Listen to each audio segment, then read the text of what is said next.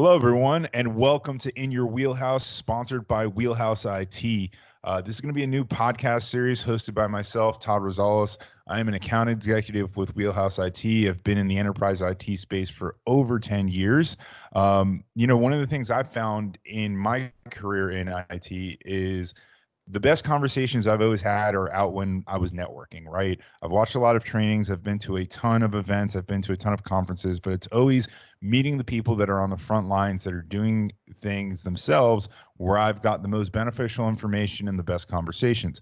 Because of the current state of the world, we can't exactly do that. So my goal with this podcast is to bring you the conversations that I've had behind the scenes with a lot of my friends in the industry, some of our clients, some of our vendors, and other people, and just share some of these great stories with you, and hopefully you'll learn a thing or two along the way. For our first episode today, I'm very honored to bring in someone that I've known for a very long time. We just figured out that we started, working in cloud computing, if you will, right around the same time, working on similar solutions. Mainly, he was a vendor of mine, but I would love to welcome my good friend from Microsoft, Todd Sweetser. Todd, welcome to the show. Thank you. Thank you very much. Great to be here. Honored to be the You're first welcome. guest. Yeah, absolutely. I mean, I think it was required that the first guest name was Todd also, just in case they ever want to replace me, they can just give you the show. But when I had this idea, you were one of my first thoughts. You're still with Microsoft. As I mentioned in the intro, you started in January of 2010 with Microsoft. I worked for another company in February of 2010, and we were working on back then what was called BPOS. Now, you've never stepped away from it, and I just recently got back into it. What's it like over the past 10 years, just seeing the evolution of what now is probably one of the most widely adopted business tools, from Microsoft? It's been an amazing run. Relatively quick too, if you really think about it. But starting out, and let's just expand so folks that don't know what BPOS is, that Good acronym, point. it's Business Productivity Online Suite. That was basically the first offering of our online services focused really on Exchange Online, SharePoint Online, Link Online back then. So it was the first foray, and I was actually lucky enough to get hired in to be part of the incubation team at Microsoft. So it was before the product was rolled out mainstream. And of course, everybody's probably aware when it rolled out mainstream, it had a name change. It turned into Office 365, which everybody's pretty familiar with now, and of course, Microsoft 365. But it's been a wild, interesting ride. I mean, considering where BPOS and how it started up. I mean, it was based on technologies that weren't really designed necessarily for multi-tenant capabilities. It was Exchange 2007 and so on in Yeah. our data centers. But the amount we learned in the short amount of time was really amazing, and how it evolved, and obviously becoming what it is today and continues to become as the days move forward. I I no, I agree with you. When I first learned what BPOS was, and I appreciate you giving everybody the actual definition of that, because you take for granted some of the things that you know.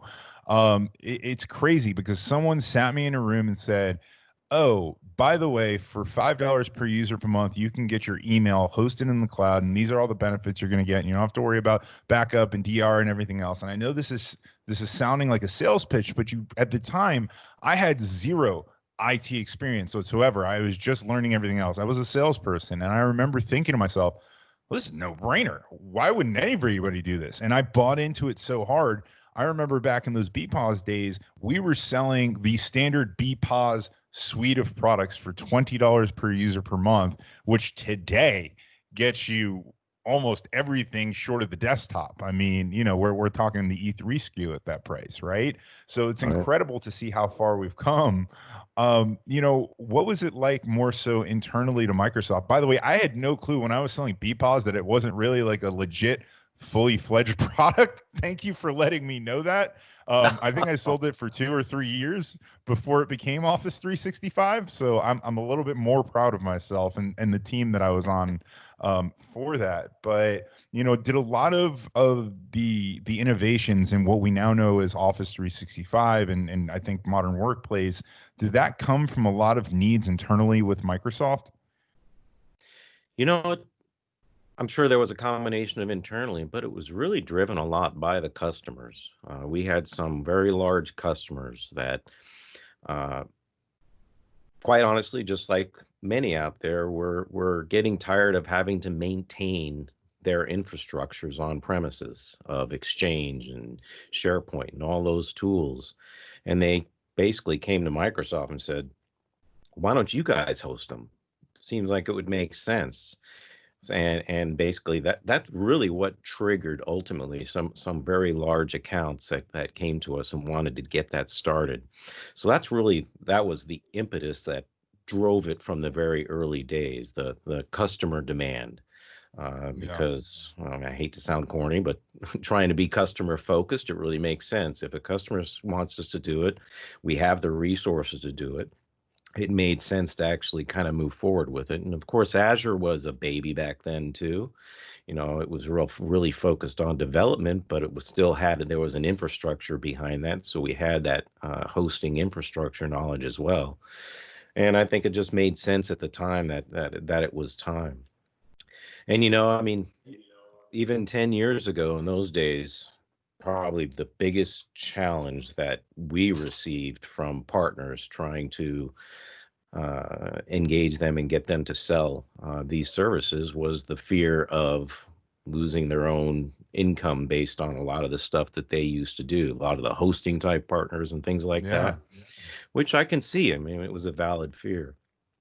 So there was a big battle in those days of engaging partners to sell this stuff. At the same time, there were partners like where you were at and many others who were forward thinking and saw it as a huge opportunity. And a lot of those early partners that I worked with, quite honestly, are still in business today, doing quite well because they were really focused on the cloud from the very beginning. Yeah, and I'm not hiding who I worked with. I don't know why I brushed over it, but I worked for Champion Solutions Group, who has become a powerhouse in the Microsoft world. And Wheelhouse, we're slowly catching up to you guys, but we work with Champion, right? And I know those guys well. With Jim Canfield deserves a ton of credit in the world. And Oh Jim, yeah. finally, I'm giving. I know you and I have gone back and forth, but I'm finally giving you all the credit that you deserve here, recorded on the internet, so you can tell Oh, everybody that you were right. Um, Jim will love that. But it's funny. You look at Office 365, and to me, just those programs and the path that it led Microsoft on. I guess we're getting into more of a business discussion here. It's almost like Microsoft's version of the iPhone. And you and I joked a little bit before we came on here that Microsoft's real version of the iPhone did not do that well. But when I say that, is it reignited to me the company in the public's eyes. Microsoft was always almost like the IBM reputation has had sometimes before they rebranded with Watson and everything else. Was it was the old stodgy corporate software. You needed Microsoft Word to do your school projects and to do your business documents, everything else, but it wasn't whiz bang cool flash. It didn't have all, it wasn't what Apple was doing with their design and everything else. And you were there when there was a leadership change at Microsoft, from going from Steve Ballmer to Satya Nadella, right? And Balmer, yeah. is widely regarded as a sales guy. He was a sales first guy, and going to those early WPCs, he would get me excited. But it was really, there's another gentleman that has since left Microsoft that would truly pump me up, who was Kevin Turner.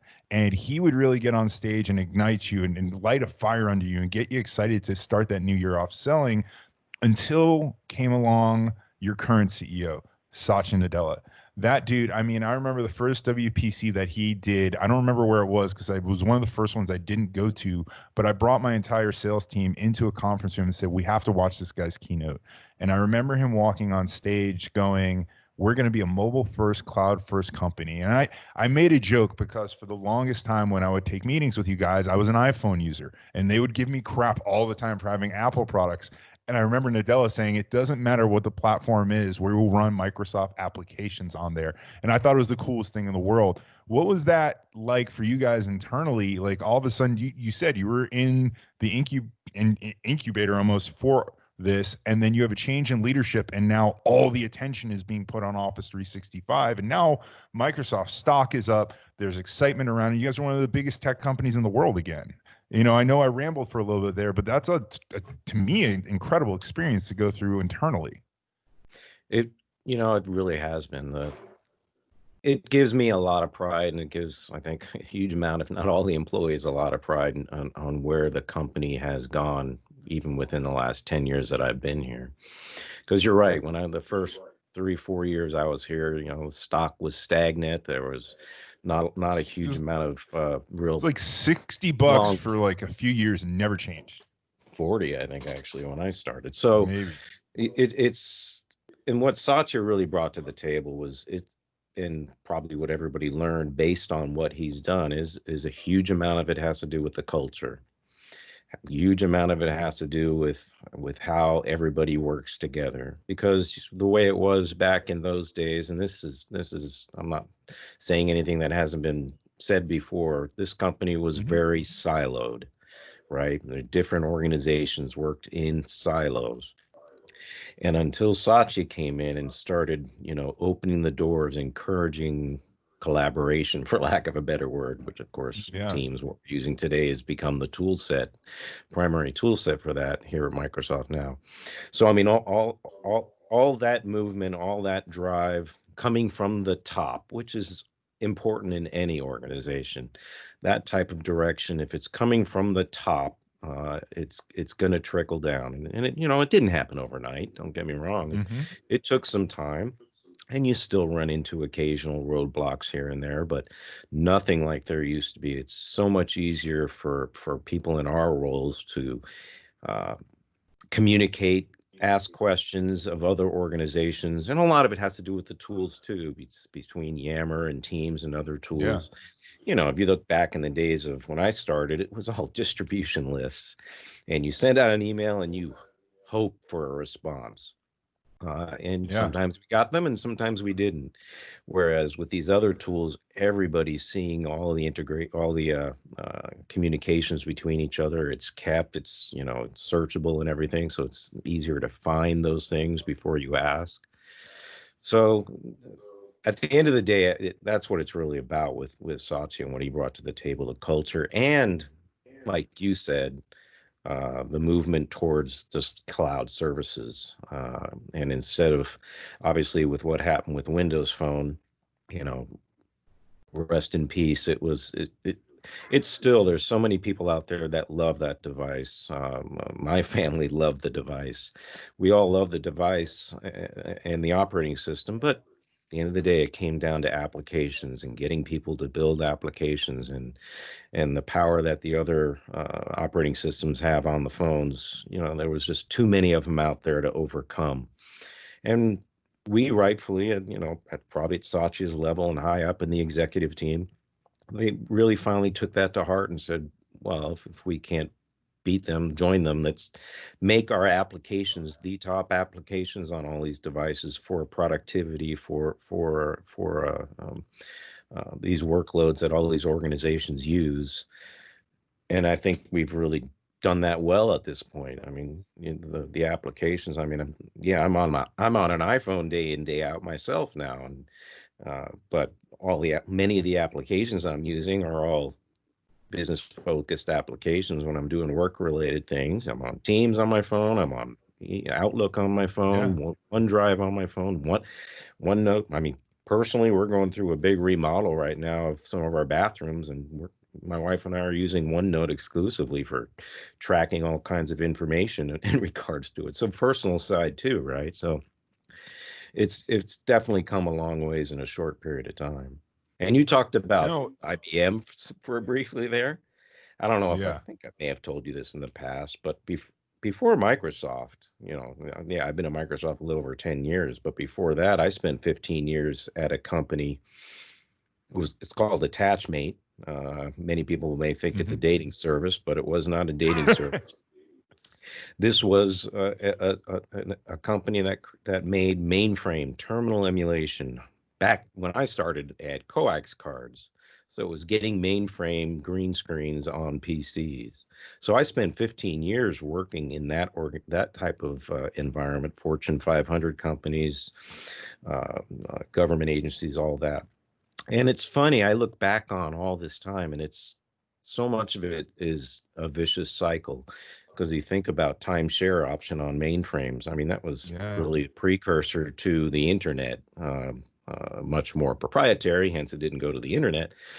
But it was the same type of idea, the server-based applications being shared amongst multiple people, amongst multiple organizations. So uh, it's funny how I've been doing that kind of stuff even back then and how it correlates into what I'm doing now. Yeah, it's funny how it goes cyclical like that because if you think about just cloud computing in general, it's very similar to a lot of the type of companies that exist today where it's a shared pool of resources that everybody's accessing. Airbnb, Uber, I mean, all these companies now, they're just aggregating resources to people. And Microsoft is, you guys have been doing that with the cloud for over 10 years now. One thing that we had mentioned, we talked about the Windows Phone, and I agree with you. It was a phenomenal operating system, almost too customizable. I remember the first time I customized my home screen because I went out and I bought the Nokia phone with the big badass camera on it, and the pictures were incredible. I mean, I think the iPhone just now is catching up to the camera quality of that Nokia phone. But I remember that first home screen where you can make the icons three different sizes and everything else, and I add all my friends' faces to that was my speed dial. I think it took me a day to customize my phone the first time, but it was perfect after that. But I think what's really incredible that Microsoft has done is they have figured out a way to control the Microsoft experience on these two other operating systems with the security features that you add. And I Yeah. think this ties very, very nicely into the situation that everybody's in now with remote work, right? When you're working remote, there's a difference between, to me, there's a difference between working remotely before the pandemic and working remotely now, right? And you've been working remotely forever. I've been working remotely for a long time. When we worked remote, we weren't sitting at our desks all day. We were on the road, going to meetings, popping between buildings and offices, on planes and everything else. That was working remote. So, you had a little bit of an excuse as to why you weren't doing some of the job functions where it was, hey, were you able to contribute to this or that? It's like, I didn't have access. I was on a train. I was on a plane. To me today, we're just sitting in our homes. We're working in an office, but apart. So things are completely different now. Your workday now truly has your life integrated into it, right? Like my wife and I both have jobs. We've got a young child, and throughout the day, we're switching back and forth watching her. So I'm not sitting at my desk all day. I'm not concentrated on work. I think it's very important that a lot of times, and maybe, you know, I'll get father shame for this, but I have my phone and I have to work off my phone while I'm watching my daughter. It's just, I can't sit in my office. I can't get into that zone and pull up Teams or email or whatever it is.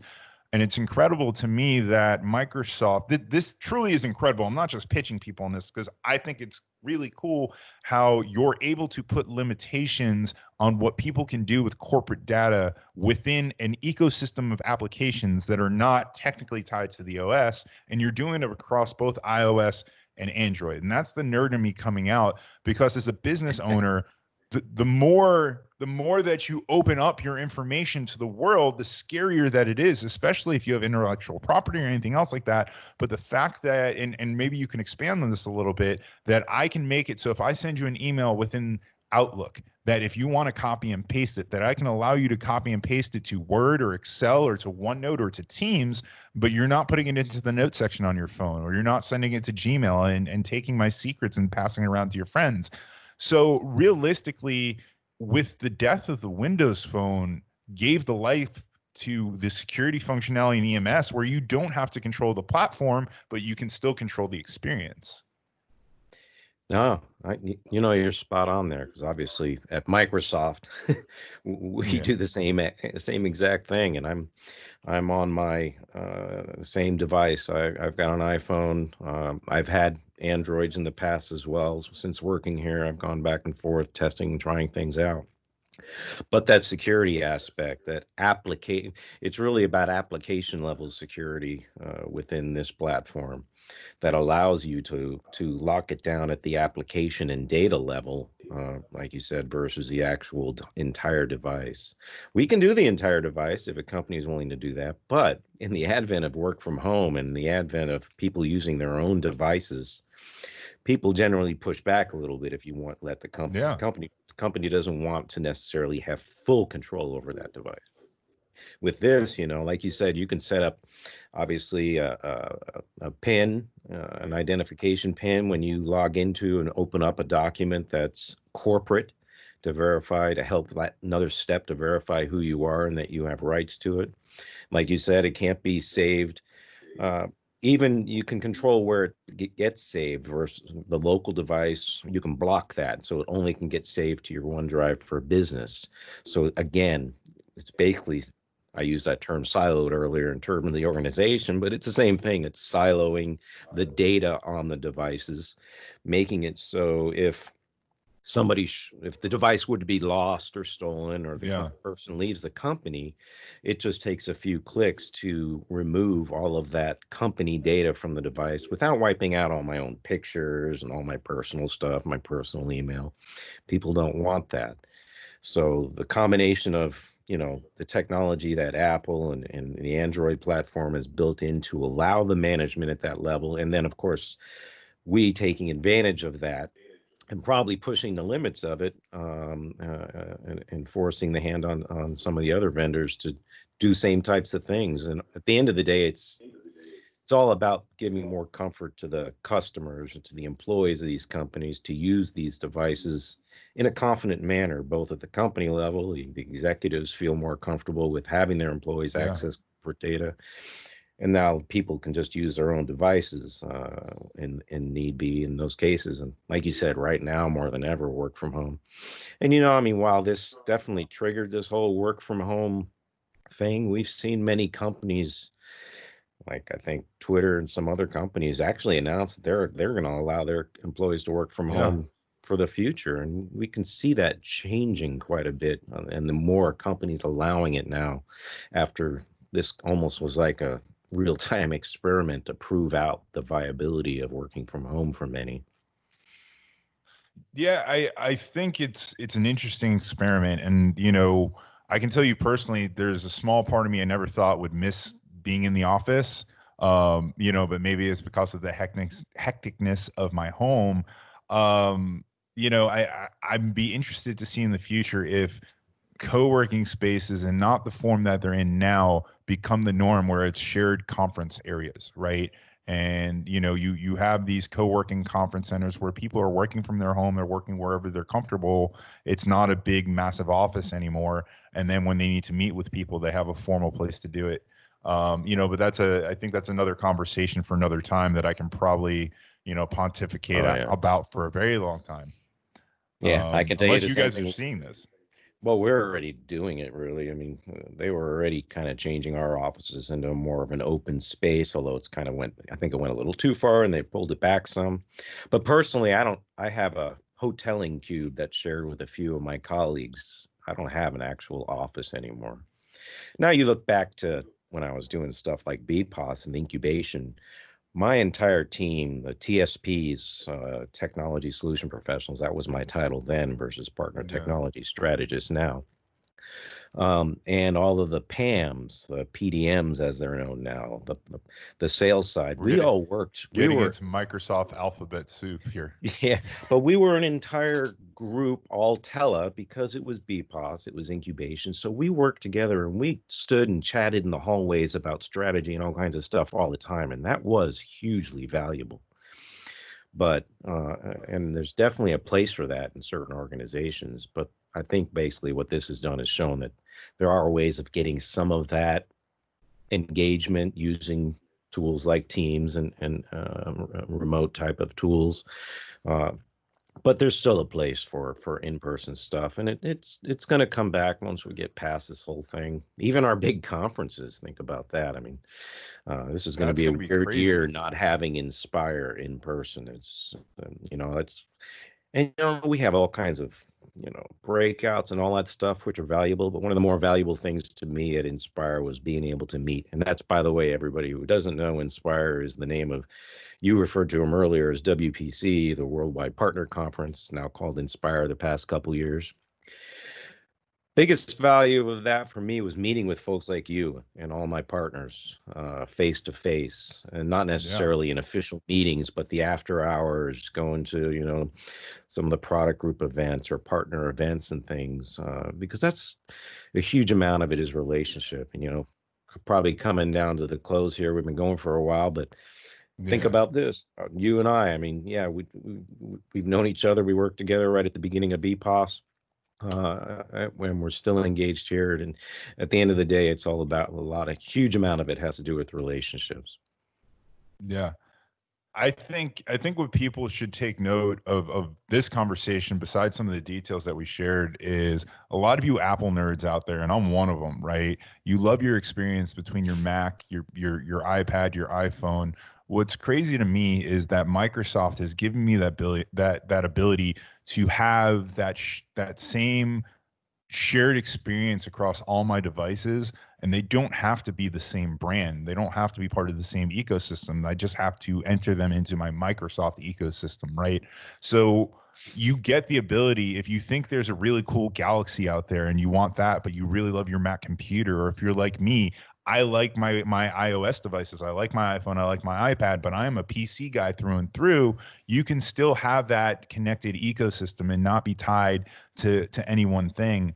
And then the other thing I'd like to point out, it's funny because we talk about WPC, or sorry, I call it WPC because I've been out of the industry for 3 years and just recently came back. So we talk about Inspire and how you and I have worked together for 10 years. I think it's important to tell people, I think we've only seen each other in person like 5 or 6 times, set maybe 10 at most, right? Yeah. We've communicated.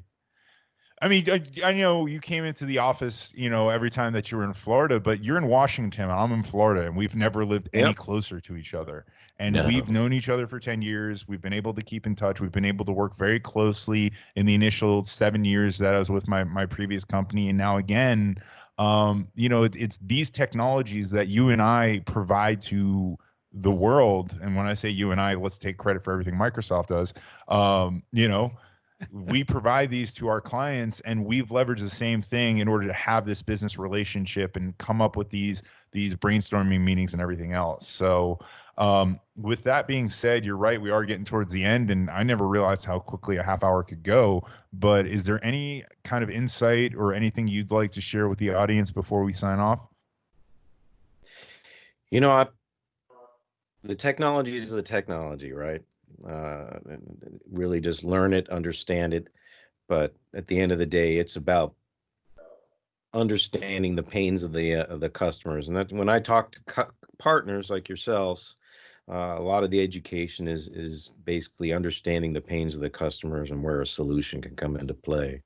I know that's maybe sounds corny, but that was the first thing that popped into my head there to close things out, because we Oh, talked during this call during a lot of different technologies, but think about obviously the pain, the risk potentially of people using their personal devices for corporate data during this whole work from home thing we're going on now. or Whereas, or even putting their kids' educational software or kids' education stuff on their corporate devices and sharing that same platform. good point. And Teams is still a relatively young product, but the amount of things that they've even done and the enhancements over the past 4 or 5 months based on what's happened now, with the video, they're already upped it to 9, and there's plans to up it Yeah. to 49. And a lot of that is driven, like you said, by the education side too. I mean, education is taking a huge advantage of all these tool sets as well. So can't forget about them. Well, I'm really excited to be back in this. I'm really excited to get back involved. I left for a little bit, but this is a suite of products to me. I think is no brainer for a lot of businesses. I think businesses that are forming, we'll call it post Office 365's release, and are just adopting it from the get go, are very lucky that they're able to do that, and they're not taking a big legacy business and having to migrate it over. And I think it's something that people in today's time should really take a serious look at. Todd, it's been a pleasure speaking with you. Always enjoyed our conversations. I enjoy, for any partners or people that are on the Microsoft side, if you're partnered with Synex, they do a brown bag chat, which is absolutely incredible. And I don't know how open that is to people, but if you qualify for it, I would highly recommend joining it. And just if you want to get in touch with us, you can reach me at todd.rosales@wheelhouseit.com. If you have any questions for Todd, I'd be happy to forward those along. Todd, thanks for doing this, man. Oh, thank you. It's been a pleasure. Wish you nothing but Absolutely. success with this cast and with everything you're doing. Oh, I really appreciate that. Well, this is the first episode, so if it works out, we're definitely going to have you back on because it all started right here. So thank you, everybody, for watching. This has been an episode of In Your Wheelhouse, brought to you by Wheelhouse IT. My name is Todd Rosales. Check us out online at www.wheelhouseit.com, and we're out. We'll see you next time.